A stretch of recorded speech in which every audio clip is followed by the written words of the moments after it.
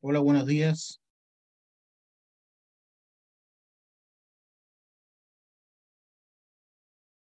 Esto fue lo último que vimos en la clase anterior. Lamentablemente no se quedó grabado, así que lo voy a pasar de nuevo. Eh, es otro PPT que había empezado justo en la clase anterior. Hay una definición acá de lo que es un mineral. Dice, son sustancias sólidas, naturales y homogéneas, con composición definida y disposición atómica ordenada.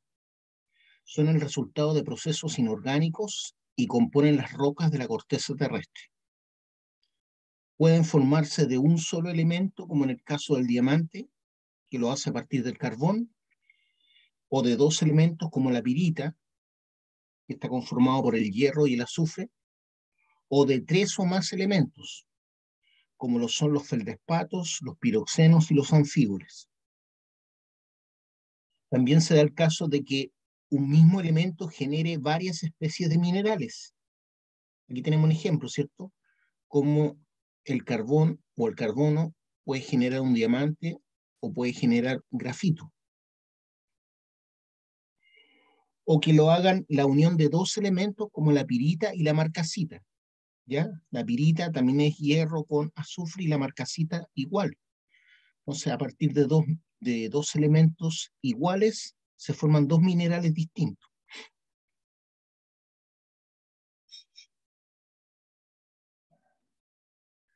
Los elementos más abundantes en la corteza terrestre, ojo con eso, los elementos más abundantes en la corteza terrestre son el oxígeno, el silicio, el aluminio, el hierro, el calcio, el sodio, el potasio y el magnesio. Eh, el oxígeno corresponde a un 93,77% en volumen de la corteza terrestre. O sea, prácticamente toda la corteza terrestre que vemos en volumen, ¿cierto? Es oxígeno. Claro que está asociado, ¿cierto? Está asociado formando elementos sólidos, minerales sólidos, pero fíjense, el 93,77% es oxígeno. En peso corresponde igual a una tremenda cantidad, casi al 50% de la corteza terrestre, a pesar de ser un gas, casi corresponde a un 50%, un 46,6%. Después le sigue el silicio, que corresponde en volumen a 0,86%, pero en peso corresponde a 27,72%. Ese casi 1% en volumen corresponde al 27,72% en peso de la corteza terrestre. O sea, entre esos dos elementos, el oxígeno y el silicio, tenemos prácticamente un 70%, ¿ya? Después le sigue el aluminio con 0,47% en volumen, que equivale a 8,13% en peso de la corteza terrestre. Después le sigue el hierro con 0,43% en volumen, que corresponde a un 5% en peso de la corteza terrestre. Después le sigue el calcio con un 1,03% en volumen, equivalente a 3,63% en peso. Después le sigue el sodio con 1,32% en volumen, equivalente a 2,83% en peso. Después le sigue el potasio con un 1,83% en volumen, equivalente al 2,59% en peso. Pues sigue el magnesio con 0,29% en volumen, equivalente a 2,09% en peso.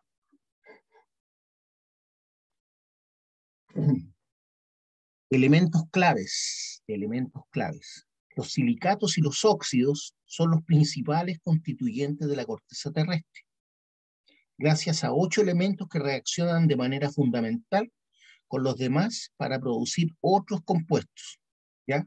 ¿Cuáles son esos 8 elementos que conforman los silicatos y óxidos?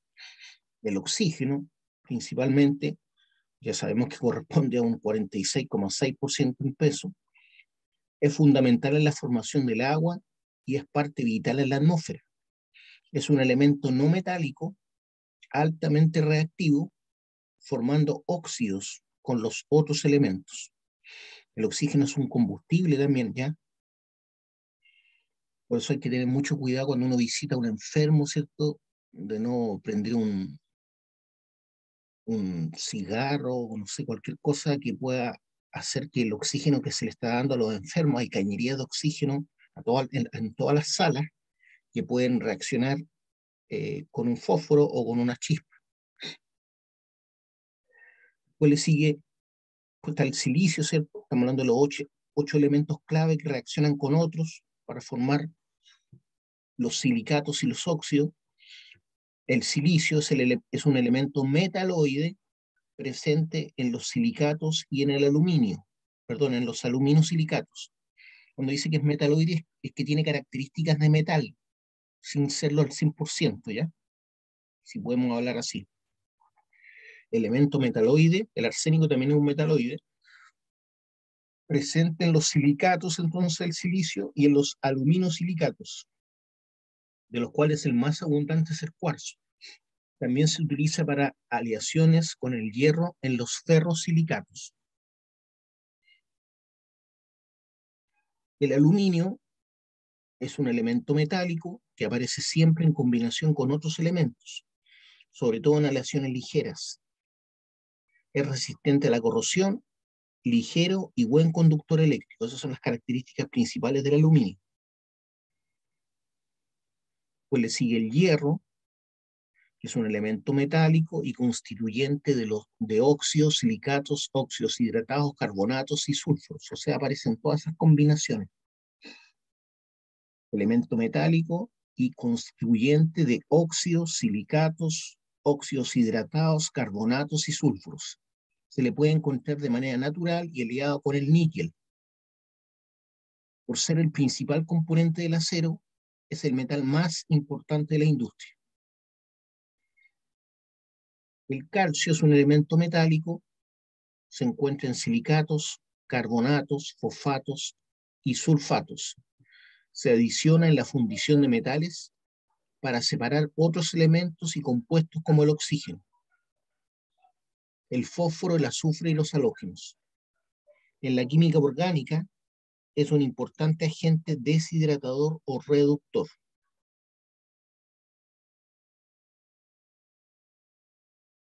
¿Qué le iba a decir? Bueno, el calcio, ustedes saben que es el constituyente principal de nuestros huesos, ¿ya? Por lo tanto, podemos decir que tenemos una estructura de metal, ¿cierto? Que de alguna forma nos mantiene en pie, ¿ya? Sin esa estructura, sin ese chasis metálico, ¿cierto? Los músculos no se podrían sujetar, seríamos como una bolsa de agua. Sobre el hierro, que dice que se encuentra en aleación con el níquel a veces, y se puede encontrar de forma natural. Generalmente lo que encontramos como hierro y níquel en la superficie, que son o trozos de meteorito o meteorito. Si ustedes pasan un imán, por ejemplo, por el patio de su casa, se van a dar cuenta que hay muchas partículas pequeñas de hierro que se van a pegar al imán, ¿ya? Y ese hierro es restos de meteoritos que están constantemente cayendo, muchos de los cuales se desintegran en la atmósfera y después sus restos, ¿cierto?, se esparcen a lo largo de la atmósfera, y esos son las partículas que uno puede atraer con un imán, ¿ya?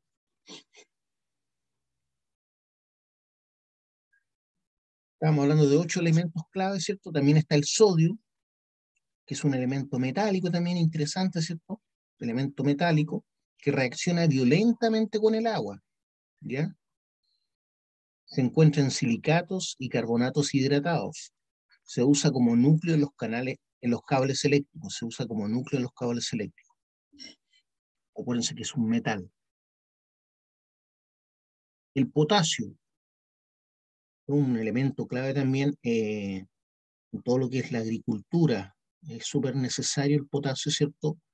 Para que las plantas puedan crecer con fuerza y desarrollarse bien. El potasio es un elemento metálico también, interesante, ¿cierto? presente los silicatos y los aluminosilicatos.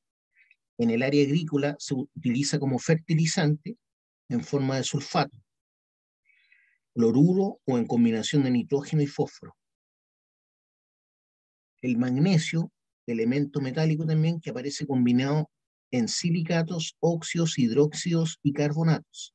Es utilizado en aleaciones ligeras con el aluminio.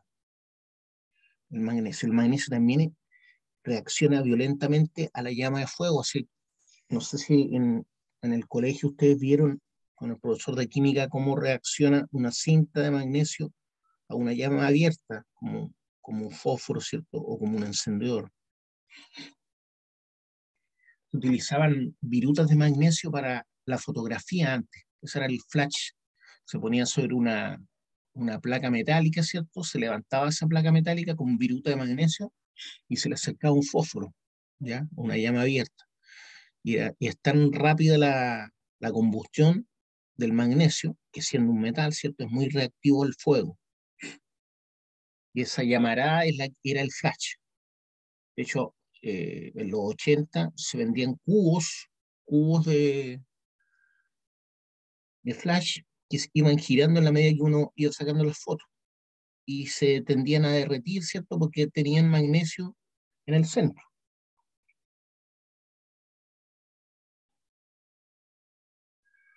Cristales de hielo obtenidos por sublimación. Un cristal es un sólido homogéneo y con un orden interno tridimensional de largo alcance. Bueno, se refiere a la forma, ¿cierto?, en que se construyen los minerales, siempre y cuando estén bajo el punto de fusión.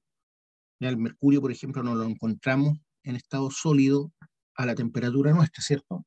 Todos los demás, la gran mayoría sí, formando cristales. El primer cristal que forma cualquier mineral es la celda unitaria.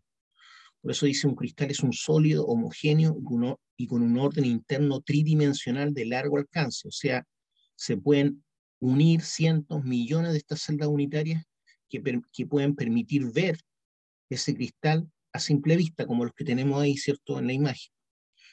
Pueden formarse a partir de fundidos, disoluciones y vapores. No significa que cuando estén fundidos se formen, ¿cierto? Una vez que el fundido enfría, se empiezan a formar las celdas unitarias. Lo mismo ocurre con las disoluciones, cuando están diluido la sal en agua, no se van a formar celdas unitarias porque está disociado, ¿cierto?, el sodio del cloro. Pero cuando se empieza a evaporar esa agua, sí se empiezan a juntar nuevamente para formar sal común o halita. Lo mismo ocurre con el vapor, ¿cierto? El vapor al enfriarse, al condensarse, forma cristales depende de lo que sea el vapor, ¿cierto? En el caso del agua, por ejemplo, cuando hace frío y nosotros exhalamos, vemos como un vapor, ¿cierto? Realmente eso son pequeñas gotitas de agua que se condensan en las partículas finas de polvo que hay en el aire, ¿ya? No es vapor, son pequeñas gotitas de agua. El vapor no se ve. Por variaciones en la temperatura, la presión y la concentración, los fluidos desordenados atómicamente se solidifican y el producto tendrá una estructura cristalina, ya que los átomos, iones y moléculas se mostrarán ordenados y ligados por fuerzas electromagnéticas de enlace químico, ¿ya? Formando celdas unitarias, de eso se está hablando. Si la cristalización es a partir de un fundido, el descenso de la temperatura ocasiona que en un punto dado los elementos, las moléculas y los iones vayan perdiendo movilidad y se alineen y aproximen favoreciendo los enlaces de reacción. Es el caso del hielo a partir del agua y las rocas ígneas a partir del magma. Si el proceso de cristalización se hace por disolución, como la sal en agua, al evaporarse el agua y perder temperatura y presión, los iones de cloro y sodio se van separando de la solución y forman un cuerpo cristalino, formando sal común, ¿cierto? O halita. Cuando la cristalización se da por el enfriamiento de un vapor, como el caso de la nieve, que se forma a partir del vapor de agua, los átomos y las moléculas interactúan aproximándose entre sí hasta alcanzar el estado sólido. Esto se denomina desublimación. ¿Ya? Es cuando un sólido pasa a ser, perdón, cuando un vapor pasa a ser un sólido, ¿ya? Por eso dice, cuando la cristalización se da por el enfriamiento de un vapor, como en el caso de la nieve, que se forma a partir del vapor de agua, los átomos y las moléculas interactúan aproximándose entre sí hasta formar un cristal, ¿cierto? Una celda unitaria, millones de celdas unitarias. Eso se llama desublimación, cuando pasamos de vapor a sólido.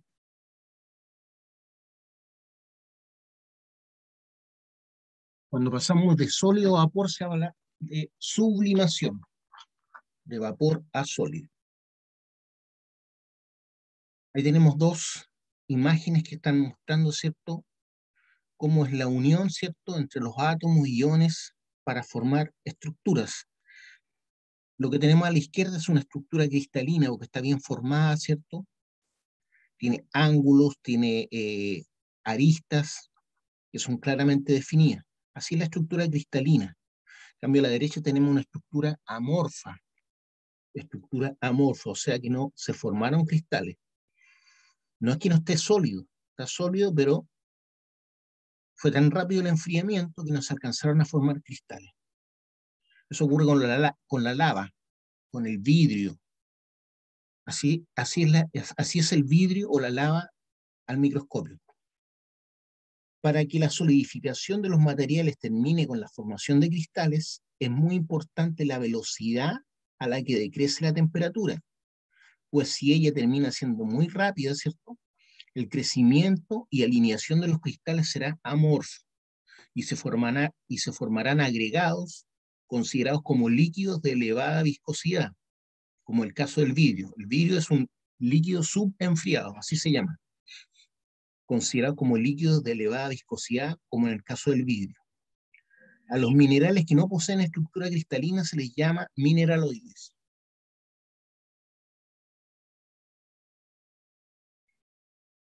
No son minerales, ¿ya?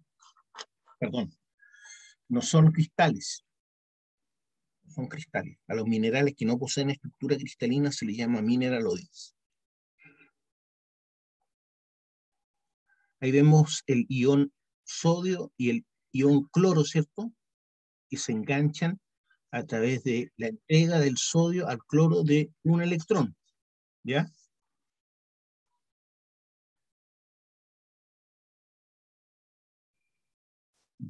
A la derecha vemos la molécula de cloro, eh, está enganchada, ¿cierto? Veo un cloro por un lado y al otro lado parece ser un oxígeno lo que hay. La forma atómica del cristal se mantiene por fuerzas de tipo electromagnético, o sea, estamos hablando de cargas que se atraen o cargas que se repelen, donde los átomos se unen por su estado eléctrico expresado en su último orbital. ¿Ya? Los electrones que están en los últimos orbitales, ¿cierto?, de la estructura del átomo, son los que saltan y pueden engancharse de esa manera con otro átomo, ¿ya? Algunos átomos son capaces de atraer ese electrón, otros son capaces de entregar ese electrón. Los enlaces químicos de este tipo pueden ser iónico, covalente y metálico. Además, se presentan algunas estructuras que permiten ciertos estados de transición. Repito, los enlaces químicos de este tipo pueden ser iónico, covalente y metálico, que son enlaces distintos, ¿ya? No todos tienen la misma fuerza de atracción entre sí. Además, se presentan algunas estructuras que permiten ciertos estados de transición, como las que se llevan a cabo dentro del carbono y el silicio.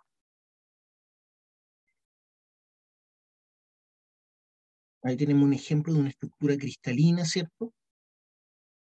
A la izquierda y también a la derecha. Estamos viendo un plano, ¿cierto?, que tiene una estructura cristalina. Un plano reticular se le llama, plano reticular. Y al medio tenemos dos átomos, ¿cierto?, que son, que aparentemente están neutros, en estado neutro, por eso no se sienten atraídos el uno al otro. Enlace iónico. Seguramente está mostrando un gas. Enlace iónico. Por la diferencia de electrones en el último nivel, se da la atracción electrostática entre iones cargados eléctricamente. Caso del catión de sodio, ¿cierto? Que entregó un electrón, por lo tanto, va a sentirse atraído a el cloro, que es un anión, que está con carga negativa porque tiene un electrón de más, originando un compuesto cristalino que se llama cloruro de sodio, ¿cierto? Entonces, al equilibrarse, ¿cierto?, esa relación electromagnética, se obtiene el cloruro de sodio. El sodio siendo positivo y el cloro siendo negativo son atraídos entre sí. Los átomos no se fusionan, sino que uno cede un electrón y el otro lo recibe, ¿ya? Enlace covalente. Enlace covalente. Los átomos comparten electrones del último nivel para alcanzar la estabilidad. En el caso del cloro, dos átomos comparten un par de electrones reduciendo su reactividad y haciéndose inertes. Este enlace es mucho más fuerte que el iónico, el enlace iónico. Después viene el enlace metálico. Es un enlace fuerte donde los átomos interactúan uniendo sus núcleos y nubes electrónicas. Los electrones más externos de valencia son de poco control por los núcleos, por lo tanto es fácil, ¿cierto?, que se salga un electrón o entre un electrón, y por su movilidad son conductores de electricidad. Entonces, los metales son buenos conductores de electricidad justamente por esa facilidad que tienen de que escape un electrón, ¿cierto?, de su nube electrónica. Entonces ese electrón va saltando, ¿cierto?, de átomo a átomo o de ión a ión, y así es como se produce la electricidad. Eso es cuando hay una diferencia de potencial eléctrico o voltaje. Este tipo de enlace se da entre elementos metálicos, ya el enlace metálico. Por eso son buenos conductores. En general, todo material que es buen conductor eléctrico también es un buen conductor térmico, ¿ya? Buen conductor térmico. Transmite el calor de una manera mucho más rápida, más eficiente, que un material que sea no conductor, como el plástico, ¿cierto?, como la madera. Ahí tenemos distintas estructuras del carbón. Todos esos son carbón, pero están con una distinta estructura cristalina. En el primero, ¿cierto?, en la letra A, tenemos la estructura cristalina del diamante. En la letra B, tenemos la estructura del grafito que tiende a formar como capas, ¿cierto?, como exfoliables. Entonces ahí tengo una capa, aquí tengo otra capa, entonces esta es fácil que se separe, ese espacio que hay entre capa y capa. Entonces se puede decir que el grafito es exfoliable. Y a la derecha, en la letra C, aparece el carbón vegetal, Y también tiende a formar como capas, ¿cierto?, pero no tan ordenadas. Entonces las estructuras del carbono, el carbono no se ioniza. Los electrones de su última capa se combinan con un máximo de 4 átomos con los que comparte electrones en una misma configuración tetraédrica. De esta manera puede llegar a formar más de 1.000.000 de compuestos, dice. También puede unirse consigo mismo, formando el diamante, el grafito o el carbón vegetal. Son las que están ahí arriba, ¿cierto? Diamante, grafito o carbón vegetal. Unión de los átomos de silicio en algunas arcillas. Bueno, las arcillas vienen a partir de la degradación de rocas como el granito, como la monzonita cuarcífera, ¿ya? Silicatos degradados. Por lo tanto, hay muchos sílice en las arcillas. Aquí vemos cómo se unen esos tetraedros, ¿cierto? Tetraedros, ¿ya? Que son como pirámides, ¿cierto? Que están conformadas por 4 átomos, ¿cierto? 4 átomos. Ahí se van uniendo, ¿cierto?, y formando distintas estructuras. Aquí tenemos la benitoita, la terebelita, el berilo. Cuando se une de esta manera forman los piroxenos, de esta manera los anfíboles y de esta manera las micas. Pero son los mismos tetraedros que se van uniendo de determinadas maneras. Estructura de silicio. El silicio posee una estructura electrónica idéntica a la del carbón, pero prefiere unirse con compuestos diferentes. O sea, se siente atraído, le es mucho más fácil atraerse a compuestos diferentes, ya que le dan mayor estabilidad. Si lo hace con el oxígeno, forma un anión de silicato estable con 4 valencias negativas. ¿Ya? Lo tenemos ahí arriba, 4 valencias negativas. Dice SiO4, 4 negativo, que a su vez liga cationes metálicos. Esta estructura de tetraedros individuales es el grupo de silicatos denominados nesosilicatos. Pero esas cargas de los 4 electrones sobre el silicio pueden considerarse sobre los oxígenos también. Si se hace que uno de los oxígenos comparta su electrón con el oxígeno de un tetraedro adyacente, el nuevo ion silicatado tendrá 6 electrones disponibles, o 6 electrones libres, ¿ya? Lo tenemos ahí, ¿ves? En la benitoíta, con 6 electrones libres. El nuevo ion silicatado tendrá 6 electrones disponibles para ligarse con iones metálicos, que compensen su carga. La idea es siempre estar en carga neutra.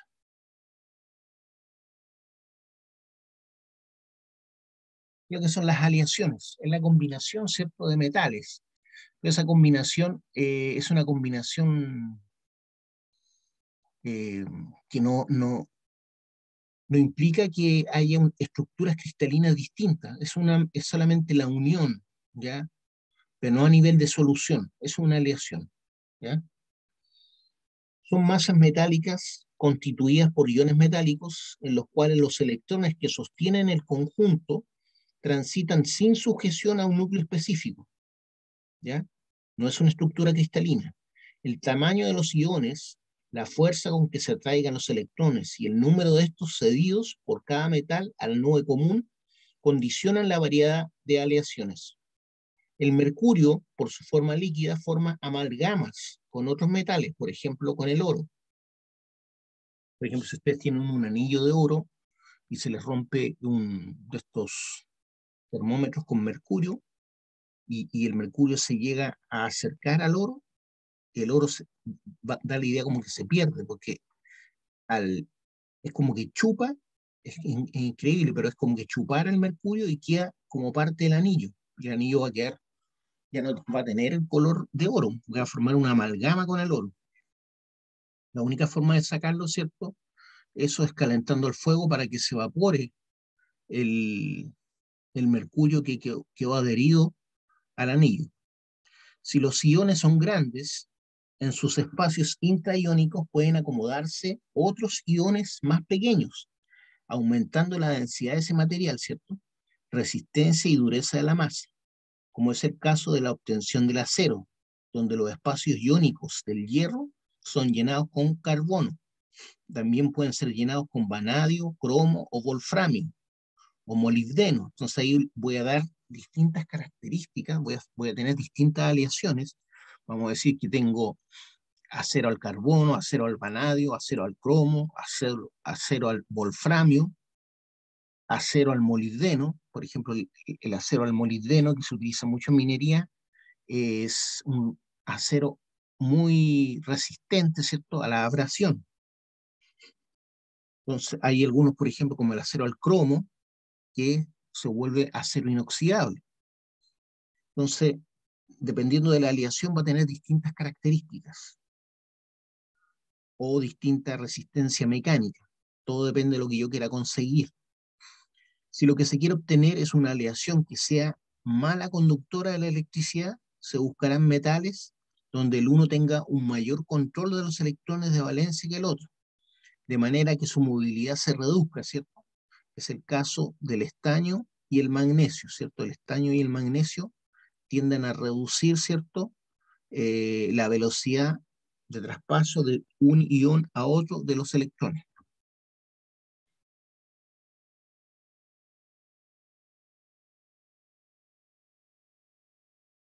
Estructura cristalina de los minerales con variación externa. Ahí tenemos una roca quebrada y por dentro se ve así. Por fuera como pueden ver, no tiene ninguna atracción, salvo que la roca se ve media redondeada. Cuando se quiebra y uno ve esos cristales como apuntándose al centro, se llama drusa, drusa con letras D de dedo. Las propiedades físicas pueden ser generales o específicas de los minerales. Las generales son: los minerales internamente son de estructura cristalina y externamente se pueden expresar con variación en el número y tamaño de sus caras. Y externamente se pueden expresar con variación en el número y tamaño de sus caras. Las específicas, las propiedades específicas de los minerales, como el crucero o clivaje, ¿ya? Que dan a la fractura, ¿cierto? A la partición y a la exfoliación. En este caso están hablando del clivaje como solamente como exfoliación. También tenemos la fractura, la dureza, la tenacidad, el peso específico y propiedades ópticas, ¿cierto? Como son el color, el brillo, la luminiscencia. Y también hay propiedades electromagnéticas como que el mineral sea magnético, o sea conductor, o semiconductor, o no conductor.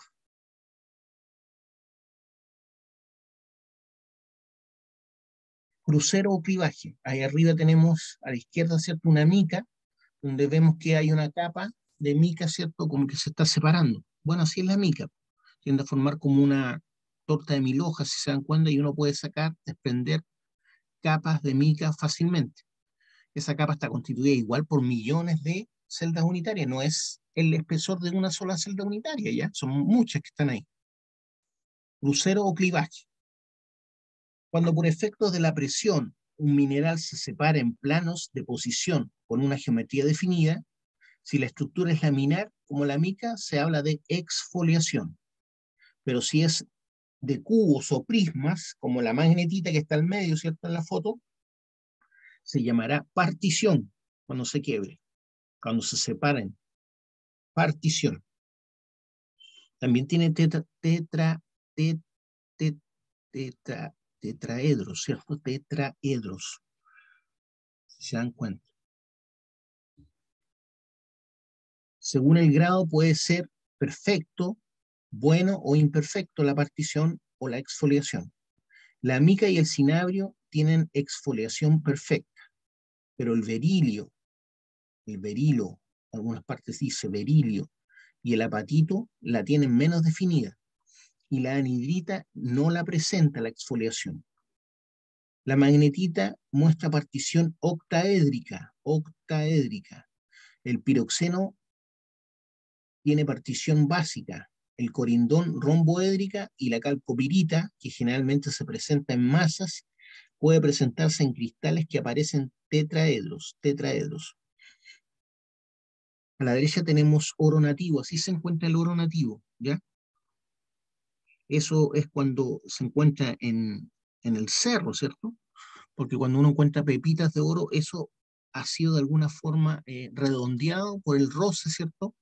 Que existe cuando va bajando, ¿cierto? Aguas abajo, por un estero, por un río, la pepita se va redondeando. Fractura. ¿Qué es lo que es la fractura? Es el carácter de la superficie de rompimiento que muestra un mineral, diferente a las anteriores. Según el tipo de superficie, la fractura puede ser concoidea, formando como concha, ¿cierto? Viene de cóncava, por eso se llama concoidea, como el vidrio, que tiene fractura concoidea. La pirita y el cuarzo también tiene fractura concoidea, puede tener fractura fibrosa, como de astilla. ¿Quién la tiene? La plata, el hierro y el cobre nativo tienen fractura fibrosa. O puede ser una fractura ganchuda o tipo dentada, formando como una fila de dientes de un carnívoro, que es una fractura irregular, como en el caso del oro nativo. Así se da la fractura en el oro nativo. ¿Tienen alguna pregunta, chiquillo, alguna duda de lo que hemos visto? No, profe. Ya. Yo sé que esto lo habíamos visto, pero el problema es que no se me grabó ya. Aquí está la escala de Mohs, que ustedes ya la conocen, que va del 1 al 10. Y tiene que que de alguna forma define, ¿cierto?, el grado de dureza de un mineral. Cada uno de esos minerales que están ahí tienen raya blanca, raya blanca. El talco, el yeso, la calcita, la fluorita, la apatito, la ortosa, cuarzo, topacio, corindón y diamante. Y a la derecha están los minerales que son de esa escala, ¿cierto? El diamante es el más chico porque es caro, ¿cierto? Dureza. Es la capacidad que tiene un mineral para rayar o dejarse rayar por otros minerales. Si se deja rayar es porque lo está rayando un mineral más duro. Y si raya es porque ese mineral que tengo en la mano, si raya otro es porque es más duro que el otro que está rayando. Se relaciona con la fuerza de los enlaces químicos en su estructura cristalina. La escala fue construida el año 1824 por Mohs. Establece una escala cualitativa de dureza de 1 a 10 usando prototipos de minerales desde el más blando al más duro. Sin embargo, desde el punto de vista práctico, el geólogo se vale de las siguientes herramientas de trabajo en terreno, ¿cierto?, para el chequeo de la dureza, sabiendo que la uña tiene dureza 2,5 y raya el talco y el yeso, pero no es capaz de rayar la calcita. Entonces, cuando yo tengo un mineral semejante, o que se ve parecido el talco, el yeso y la calcita, desde el punto de vista visual se ven muy parecidos, pero si al pasar la uña no la rayo, significa que es calcita, ¿cierto? Si la rayo muy fácilmente va a ser talco. Si cuesta un poco rayarla va a ser yeso. La moneda de cobre tiene una dureza de 3,5, la navaja 5,5 y la lima 6,5. El cuarzo escapa a estas herramientas porque es de dureza 7. Su dureza, la dureza del cuarzo, raya al vidrio, por ejemplo, y raya al acero. Para realizar perforaciones se usan las siguientes brocas o tipos de brocas. En rocas blandas y rocas meteorizadas, las brocas de carbono artificial es suficiente, como son la de silicio de dureza 14, la de boro con dureza 19,7 y la de tungsteno, carburo tungsteno, ¿cierto?, es de dureza 17,6. En rocas duras o cristalinas se emplean las brocas de mayor dureza, que son las del diamante Borx de dureza 36,4 y la del diamante carbonado de dureza 42,4.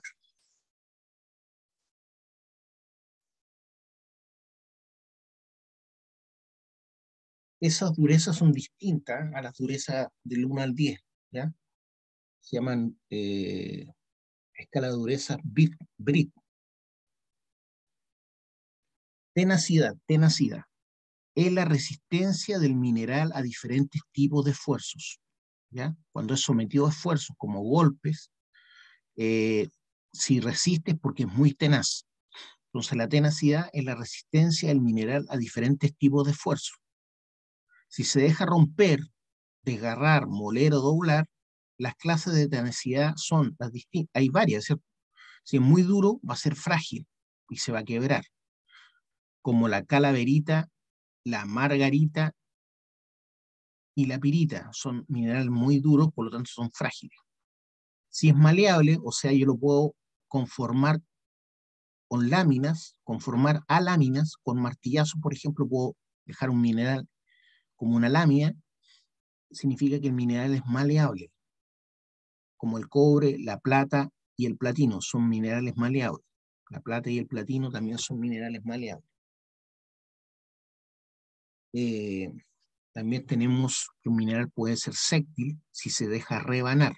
Si se deja rebanar, como la mantequilla, por otro mineral más duro, obviamente, se dice que es séptil, como la acantita, el bismuto, que son séptiles. Si es dúctil, o sea, puedo conformar hilos al estirarlo, ¿cierto? Como en el caso del oro y el cobre, se dice que es dúctil. Es flexible si se deja doblar, es flexible si se deja doblar, como el grafito y la molibdenita. Bueno, todos los minerales o todos los materiales tienen un grado de flexibilidad, ¿ya? Incluso la roca.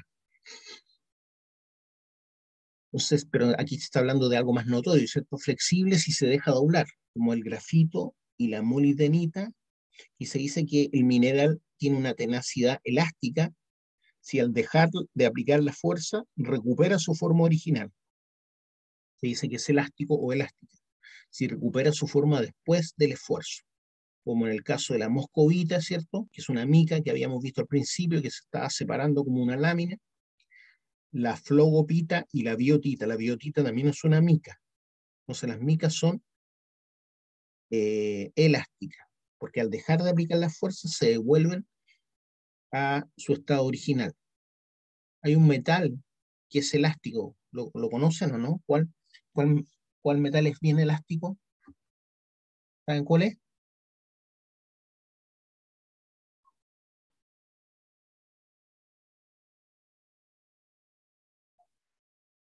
El titanio. El titanio. Titanio es elástico.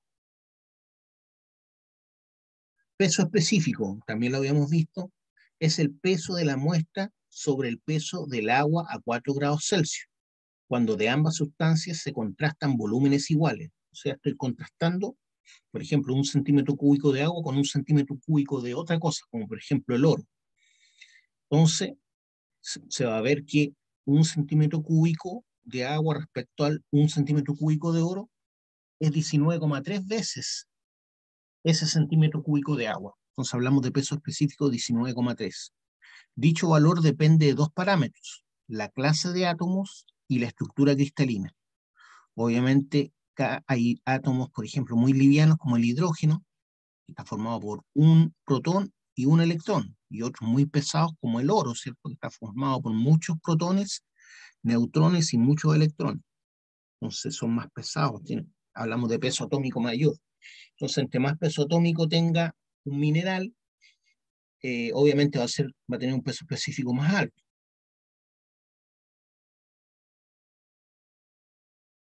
Ahí tenemos tres minerales, ¿cierto? Un diamante en estado natural, está limpio, sí, pero así se encuentra el diamante en estado natural, formando un octaedro, si se dan cuenta, transparente.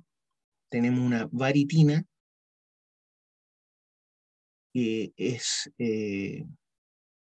traslúcida, y una galena, que es un mineral opaco, ¿cierto? No deja pasar la luz a través de su estructura cristalina. Estamos viendo lo que es la diafanidad y brillo en los minerales. Propiedades ópticas dependen de la manera como la luz se refleja o refracta en los minerales, de acuerdo con su estructura y composición. La diafanidad, si la luz se refracta coherentemente, el mineral será transparente, como en el caso del diamante. Si es como el espato de Islandia, perdón, repito esto, si la luz se refracta coherentemente, el mineral será transparente como el diamante y el espato de Islandia. Si lo hace de manera incoherente, será translúcido, o sea, deja pasar luz, pero no se puede leer a través de ese mineral. Deja pasar luz, pero no se puede leer a través de ese mineral, porque no deja pasar la luz completamente ordenada, como en el caso de la varitina. Y algunas calcitas también son translúcidas. Pero si la luz se refleja, ¿cierto? Y lo que yo voy a ver solamente es la luz que se refleja de una determinada longitud de onda o frecuencia, va a tener un color, ¿cierto? Como el caso de la galena, que es una muestra opaca, ¿ya? La luz no penetra la estructura cristalina de la galena, se ve reflejada. Y si yo veo ese color negro azulado, ¿cierto? Es porque es la frecuencia de ese color la que está rebotando en el mineral y la que llega a mis ojos.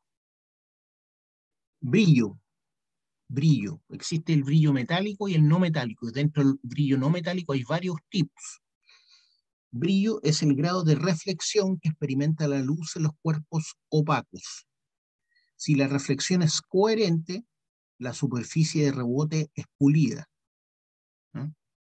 El brillo será máximo y hablamos de brillo metálico. Si la reflexión es incoherente, la superficie de rebote es rugosa. Por ejemplo, el brillo, hablamos de brillo mate o brillo nulo, cuando la superficie es rugosa y la reflexión es incoherente. Y dentro de eso tenemos varios tipos de brillo, ¿cierto? Tenemos el brillo resinoso, el brillo sedoso, el brillo nacarado, ¿se acuerdan? El brillo grasoso, resinoso, brillo terroso, brillo adamantino también, adamantino. Ahora estamos viendo lo que es el color. Dependiendo de la forma como la luz se refracte, se refleje o se disperse, nuestros ojos percibirán los colores de los materiales desde claros a oscuros y en tonalidades del azul, más bien dicho del púrpura, al rojo, ya del púrpura al rojo. Porque a la, hacia arriba del púrpura tenemos el ultravioleta, que ya no es visible a nuestros ojos, y abajo del rojo tenemos el infrarrojo, que tampoco es visible a nuestros ojos. Entonces, la luz blanca, que es el espectro que está entre el púrpura y el rojo, es lo que nosotros llamamos luz blanca o luz visible. La combinación de todos esos colores forman el blanco. Cuando vemos algo que es blanco es porque está reflejando todas las radiaciones electromagnéticas. Por eso lo vemos blanco. Cuando vemos que algo es negro es porque está absorbiendo todas las radiaciones electromagnéticas y por eso se calienta más también, ¿ya? Porque los fotones al chocar y no reflejarse, ¿cierto? Calientan ese material. El calor tiene que ver con la excitación de las moléculas, ¿ya? O las partículas constituyentes de la materia. Entre más caliente está, es porque están moviéndose las partículas y chocando una con otra, ¿ya? Se podría decir que es un roce atómico. Podemos encontrar minerales opacos, metálicos y transparentes, ¿cierto? Opacos como la galena, de brillo metálico como la pirita, y transparentes, ¿cierto? Como el diamante. Por ejemplo, el blanco de la plata, ¿cierto? Cuando está pulida uno la ve como blanca. Gris como la galena, amarillo, el oro es amarillo, ¿cierto? Rojo como el cobre, amarillo como el azufre, rojo como el cinabrio, verde como la malaquita y azul como la azurita. Pero ojo, la coloración no es un indicador único en los minerales, por lo tanto, no porque algo sea azul siempre va a ser azurita, puede ser chalcantita también. Eso es lo que está diciendo la última parte de la definición. La coloración no es un indicador único en los minerales, ya que en una misma especie de mineral o en un mismo ejemplar puede variar incluso. O sea, cuando tenemos malaquitas de distinto grado de verde, tenemos azuritas con distinto grado de azul, a eso se refiere. O sea, no es un indicador único de los minerales. Ahí tenemos varios minerales de distintos colores, ¿cierto? Esto es amatista. Ese es el espato de Islandia, ¿ya? Espato de Islandia. Espectro. Es la forma como se descompone la luz al refractarse oblicuamente en el material. Cada onda penetra el material con diferente dirección.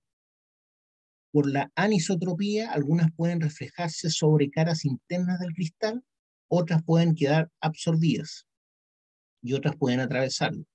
Eso es el espectro.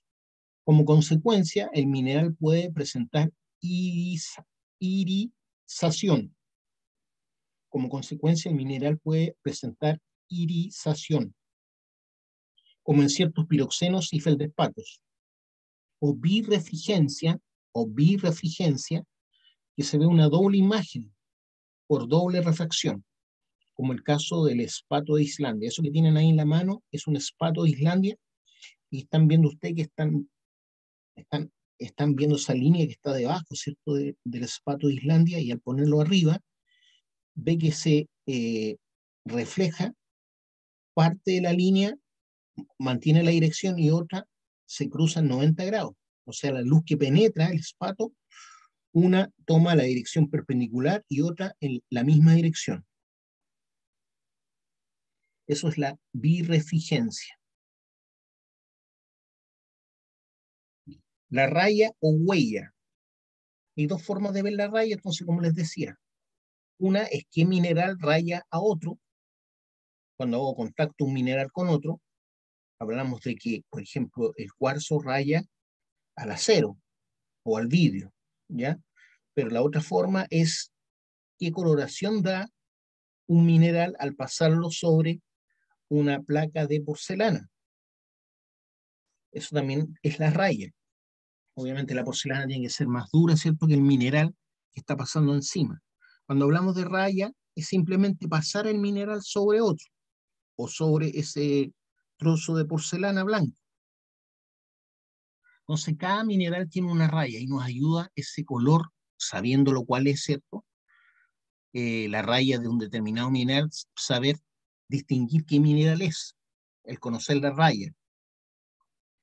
La raya o huella es el color del polvo resultante de frotar o triturar una muestra sobre la superficie de un objeto de porcelana áspera blanca, que es de una dureza aproximadamente de 7, sin hacer presión en la placa, ¿cierto? Solamente pasarlo. Ordinariamente, el color de la raya es más claro que el del mineral, ¿ya? Por ejemplo, si tengo un mineral negro, va a dejar una raya ploma. Si tengo un mineral rojo, va a dejar una raya rojo clara, media rosada. A eso se refiere. Entonces, ordinariamente, el color de la raya es más claro que el del mineral y muchas veces de distinto color incluso. Así, por ejemplo, el hierro ligisto, que sabemos que es hematita, que es negra, da raya roja. Interesante, ¿por qué? Porque es hematita, ¿cierto? Pero es interesante para el que no sabe, ¿cierto? Y es hematita, entonces le va a sorprender que siendo negro el mineral deja una raya roja.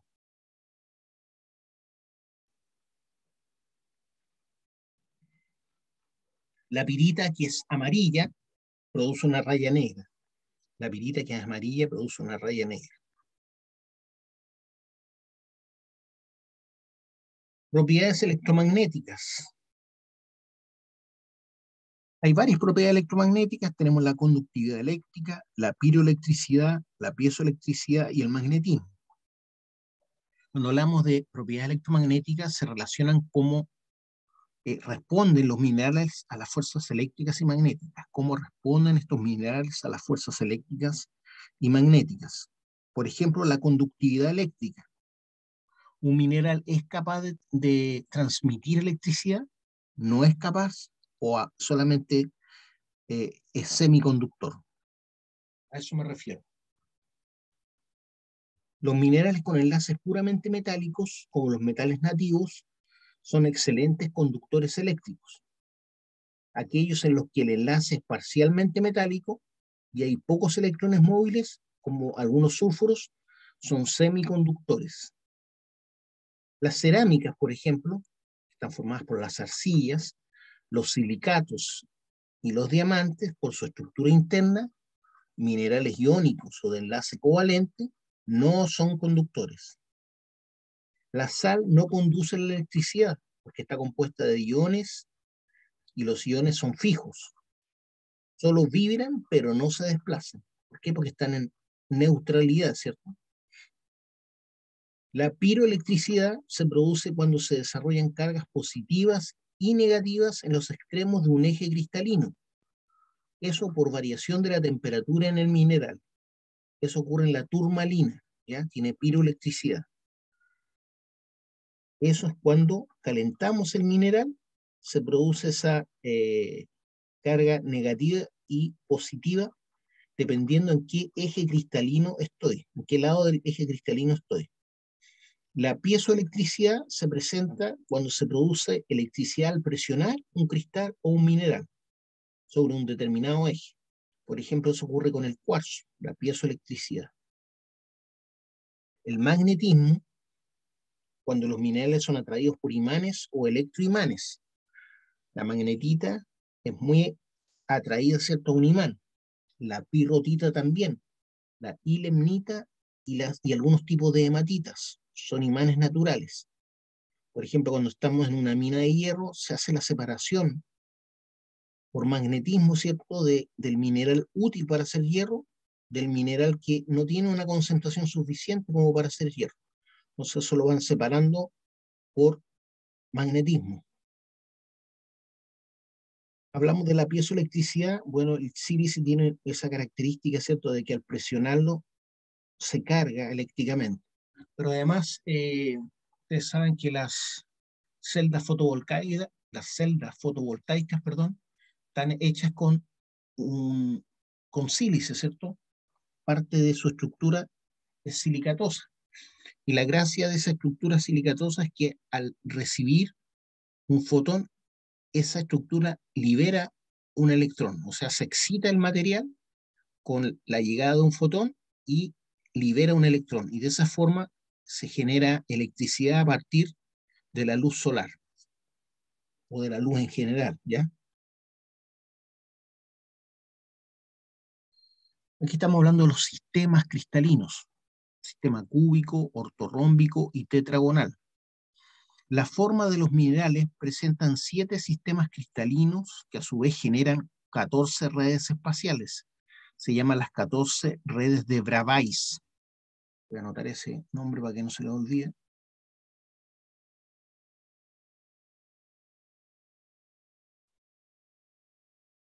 Ese hombre de apellido Bravais se dio cuenta de lo que estamos hablando.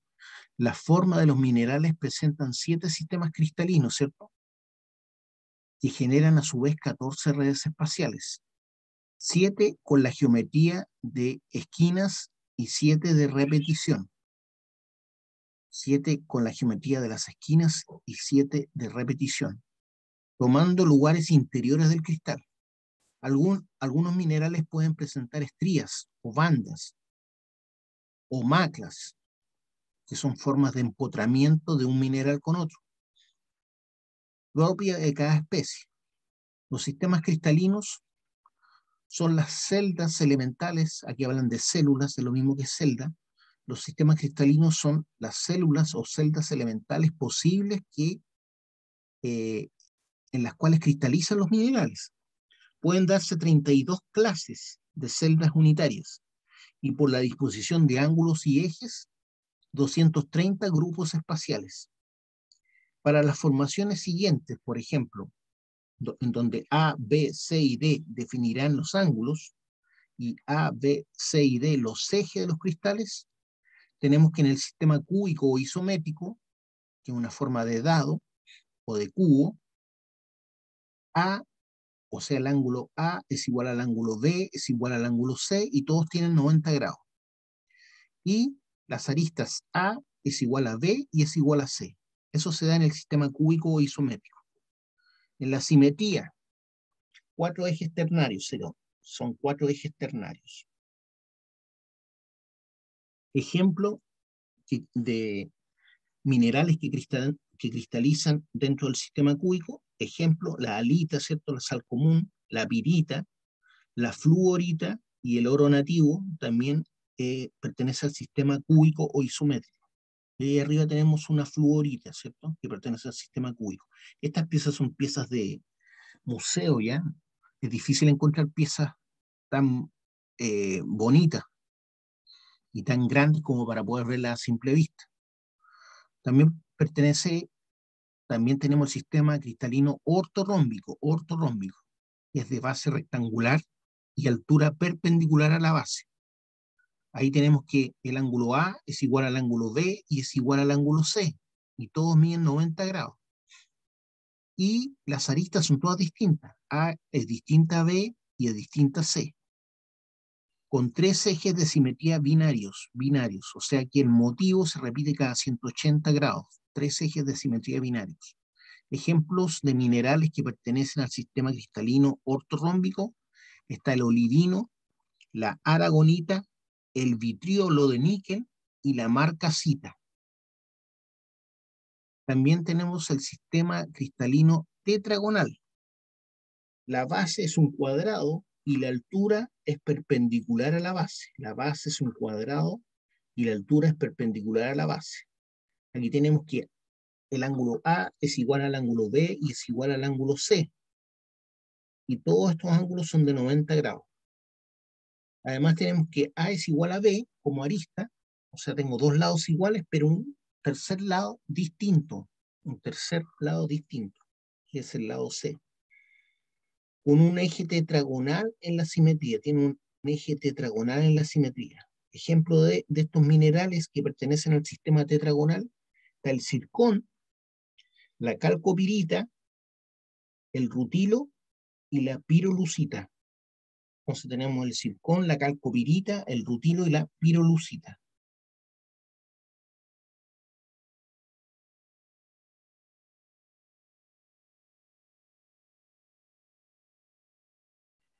También tenemos el sistema cristalino romboédrico,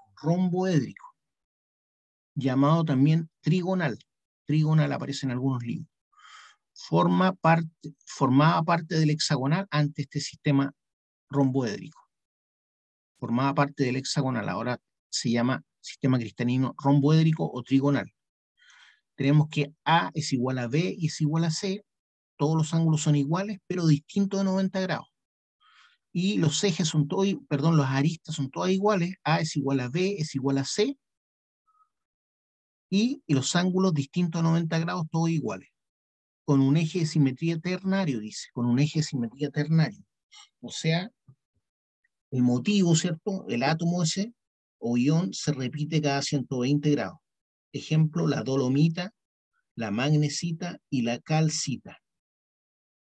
También tenemos el sistema cristalino hexagonal, que es de base hexagonal con 4 ejes, siendo las 3 de bases iguales, siendo los 3 de bases iguales.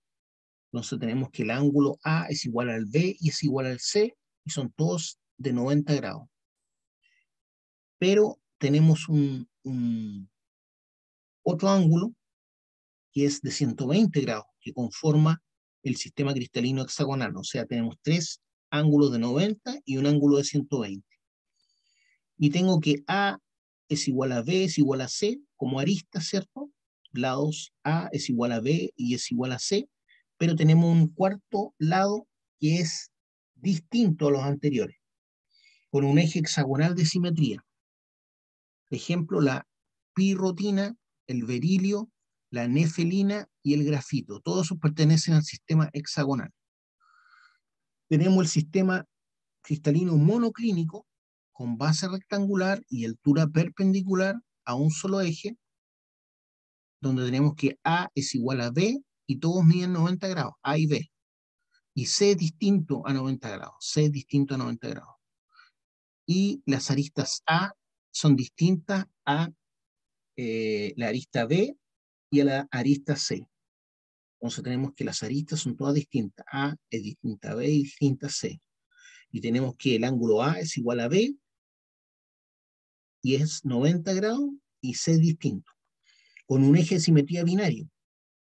¿Quiénes pertenecen al sistema monoclínico? Ejemplo, la moscovita, la biotita, que son micas, ¿cierto? El yeso y la ortoclasa. Moscovita, biotita, yeso y ortoclasa. Y todos tienen, si ustedes recuerdan, exfoliación. Triclínico. Si A es distinto a B y es distinto a C y todos no, son distintos a 90 grados. O sea, tenemos 3 ángulos distintos entre sí y distintos a 90 grados. Y las aristas son distintas entre sí, las 3. A es distinto a B y B es distinto a C. Es un sistema cristalino sin ejes de simetría, el triclínico. Solo existe un centro de simetría. ¿Quiénes cristalizan dentro de este sistema triclínico? Las plagioclasas, la caolinita, la chalcantita y la cianita. Las plagioclasas, la caolinita, la chalcantita y la cianita.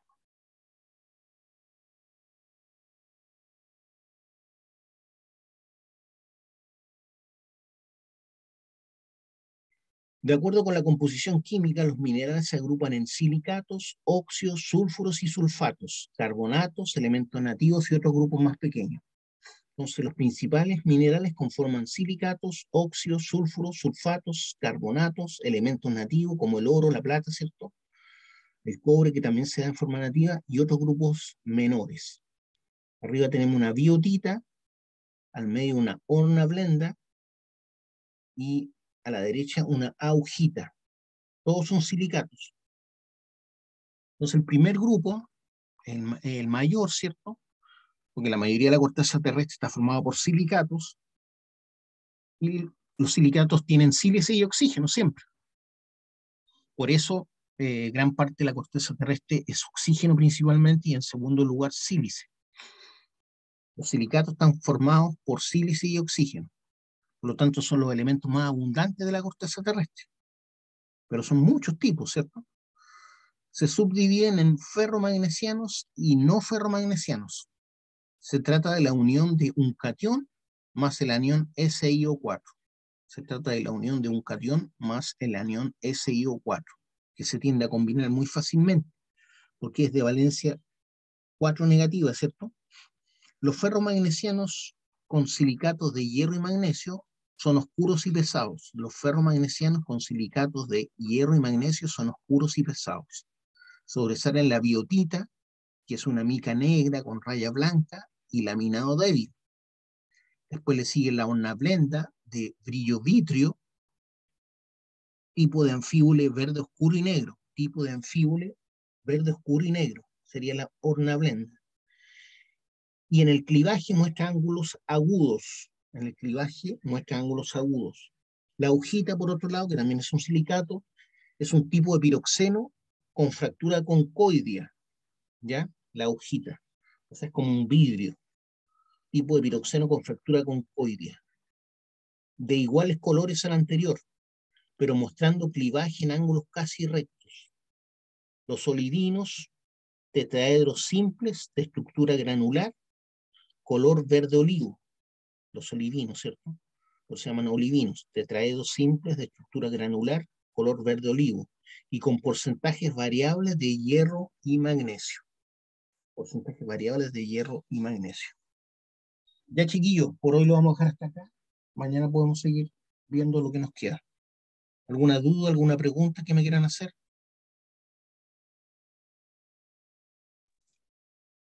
Ninguna, profe.